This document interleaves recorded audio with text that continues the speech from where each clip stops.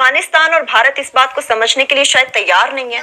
अमन में खित्ते में अमन चाहते नहीं है, इस चीज के दुश्मन है खासतौर पर भारत। जब हम कह रहे हैं कि अमन हो सकता है इस तरह से अफगानिस्तान को समझना होगा, तो अफगानिस्तान की अपनी गवर्नमेंट इस चीज को समझ क्यों नहीं रही है? देखिए, मैं तो समझता हूँ, या आप बिल्कुल सही कह रहे हैं, इस वक्त हम इंडिया को सूट नहीं करता, अफगान तालिबान लड़ते रहेंगे, ठीक है, मगर इंडिया खुश है, इसलिए वो एक। तो जो नवाज शरीफ साहब थे, उन्होंने भी कितना कंट्रीब्यूशन किया कि एक पाकिस्तान के दुश्मन जो हमें रोज गालियां देते हैं, उनके साथ अपने घर में मजे से बैठे हुए हैं और पॉलिटिक्स डिस्कस कर रहे हैं, गनी के चमचों के साथ और मूडी के चमचों के साथ। तो आपके ख्याल में ये सब देख के आजाद कश्मीर के लोगों के क्या रिएक्शन होगा?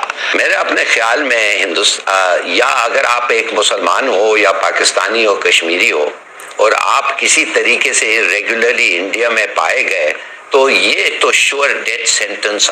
हेलो दोस्तों, welcome to media reaction channel. अगर दोस्तों चैनल पे पहली बार आए तो चैनल को सब्सक्राइब जरूर कर लेना। सो दोस्तों, इस वीडियो में पाकिस्तानी मीडिया बात कर रहा है कि भारत के ऊपर वो इल्ज़ाम लगा रहा है कि वो तालिबान को मान्यता नहीं दे रहा है। वहीं पर पाकिस्तान पूरी तरह से सपोर्ट करना चाहता है तालिबान को और उसके आतंक को बढ़ावा देना चाहता है। सो गाइस, चलिए देखते हैं पाकिस्तानी मीडिया का रिएक्शन कैसा आता है इसमें। आपको मिलेगा। तो जो नवाज शरीफ साहब थे, उन्होंने भी कितना कंट्रीब्यूशन किया कि एक पाकिस्तान के दुश्मन जो हमें रोज गालियां देते हैं, उनके साथ अपने घर में मजे से बैठे हुए हैं और पॉलिटिक्स डिस्कस कर रहे हैं, गनी के चमचों के साथ और मूडी के चमचों के साथ। तो आपके ख्याल में ये सब देख के आजाद कश्मीर के लोगों के क्या रिएक्शन होगा?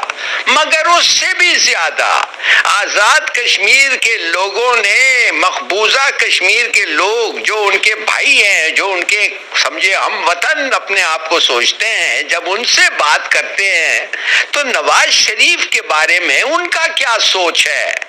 मकबूजा कश्मीर में वो तो समझते हैं कि ही इज मूडी, ये तो मूडी का यार है। वाकई वो ये कहते हैं, बार बार फोन करके कहते हैं कि ये क्या कर रहा है, इसका क्या खेल है। तो मेरे ख्याल में इनका रिजेक्शन जो हुआ था, ये कोई धांधली नहीं हुई थी, ये बिल्कुल पक्का रिजेक्शन था। और मगर समीना, कश्मीर के सीट्स ना सिर्फ आजाद कश्मीर के इलेक्शन में, आपको पता है कि उधर इलेक्शन होते हैं, लाहौर में भी होता है, फैसलाबाद में भी होता है, पिंडी में भी होता है, झेलम में भी होता है, बिल्कुल उधर 9 सीटें सीट हार गए। 9 सीटें पीटीआई जीती है 12 में से। What I'm trying to say, मैं ये कहने की कोशिश कर रहा हूँ कि ये तो लगता ऐसा है कि ये पिट गए हैं। इतनी bad misreading of an elections, ये पता नहीं सियासतदान है, ये क्या है? अच्छा, ठीक है। इलाली साहब ने कहा है कि ये बैड मिस रीडिंग है। आप भी यही समझते हैं कि PMLN या यूं कह लीजिए मरियम की जानिब से कैंपेन ठीक नहीं की, उन्होंने चेक नहीं की, नब्ज पे हाथ नहीं था आवाम के कि वो क्या सुनना चाह रहे हैं और वो क्या कह रही हैं? अच्छा, हिलाली साहब समेत ना बहुत सारे लोग हैं जो मरियम नवाज को जिम्मेदार ठहराते हैं इस सारे मामले में। मैं जाती तौर पे समझता हूँ कि इस सारे मामले में मरियम नवाज से कहीं ज्यादा खुद मियां नवाज शरीफ जिम्मेदार है। वो किस तरह से? अब आप देखिए कि 1990 से लेके 2020 तक आपकी good cop bad cop policy बड़ी अच्छी चली है, लेकिन कोई भी पॉलिसी सारी उम्र के लिए नहीं होती। अब अगले 10 साल भी आप ये समझे कि ये अगर चल जाए तो वो मुमकिन नहीं है। अब आपको बैठ के ये सोचना चाहिए कि आपकी पार्टी में जो कन्फ्यूजन पैदा हो गया, देखिए अब जुबैर साहब ने जो हमने उनका वो दिखाया भी, या दूसरे लोग जो कर रहे हैं, अब मुस्लिम लीग नून के लोग भरमला ये बात कर रहे हैं जी। अब उनको ये समझ नहीं आ रही कि हमने किस बयानिए के साथ जाना है। ऐसा ठंडी हवा का झोंका भारत की जानिब से क्यों नहीं आता? हमेशा मुस्बत हमारी कोशिश का मनफी अंदाज में हमेशा जवाब दिया जाता है। Good point. मगर शाजिया क्यों नहीं वो करते हैं? इसलिए कि उनका दिल और छोटा है, उनकी नफरत ज्यादा है। मेरे अपने ख्याल में हिंदुस्तान, या अगर आप एक मुसलमान हो या पाकिस्तानी हो, कश्मीरी हो, और आप किसी तरीके से रेगुलरली इंडिया में पाए गए, तो ये तो श्योर डेथ सेंटेंस आपको मिलेगा। और जब वो आपकी तलाशी लेंगे ہر قسم کی ہتھیار ان کو ملے گا اور ہر قسم کا لٹریچر آپ کے خلاف ملے گا. اب معاف کریے، مسلمان، پاکستانی اور کشمیری انڈیا کی جوڈیشری پہ اب وہ کوئی یہ نہیں رکھتے. کیوں؟ اس لیے کہ آپ جانتے ہیں افضل گرو کے ساتھ جو انہوں نے کیا تھا، ایک انسنٹ آدمی شازیہ، اس کو نہ صرف ڈیتھ سینٹنس ملا، مگر جج جب اس کو ڈیتھ سینٹنس دے رہا تھا اس نے کہا افضل گرو کے بارے میں کہ میں اس لیے کہہ رہا ہوں سزائے موت کہ ہندوستان کی عوام چاہتی ہے کہ یہ پبلک ڈیمانڈ ہے کہ اس کو سزائے موت ملے. دیکھیے تو صحیح، جسٹ امیجن اے جج کہہ رہا ہے میں سزائے موت دے رہا ہوں بیکاز آف اس لیے کہ پبلک چاہتی ہے.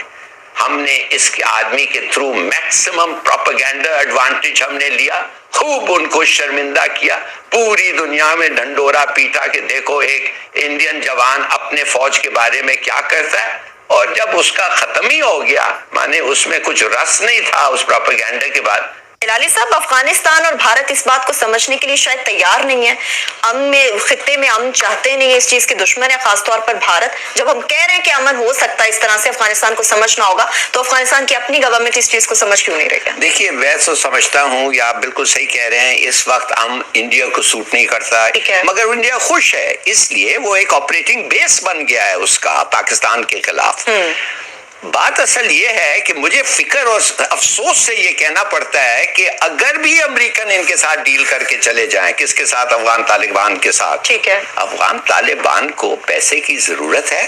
میں آپ کو لکھ کے دیتا ہوں، وہی لوگ جو وائٹ ہاؤس میں بیٹھ کے ریگن کے ساتھ چائے پیا، وہی لوگ جو مجاہدین بن کے ہیوسٹن گئے اور ادھر freedom of the city of Houston انہوں نے لیا، وہی لوگ سب سے بڑے جگری دوست بنیں گے امریکنوں کے. صحیح. افغان کو پیسے اچھا لگتا ہے، اس کو پیسے کی ضرورت ہے، اور وہ آپ دیکھیں گے they will go accordingly. ایک نہ ایک دن ہم لوگوں کو ان کے خلاف پھر کھول کے لڑنا پڑے گا، اس لیے کہ یہ واحد ملک ہے جو وہ کہتے ہیں لنڈی کوٹل سے لے کے انڈس ٹو اٹک، یہ سب ہمارا ہے.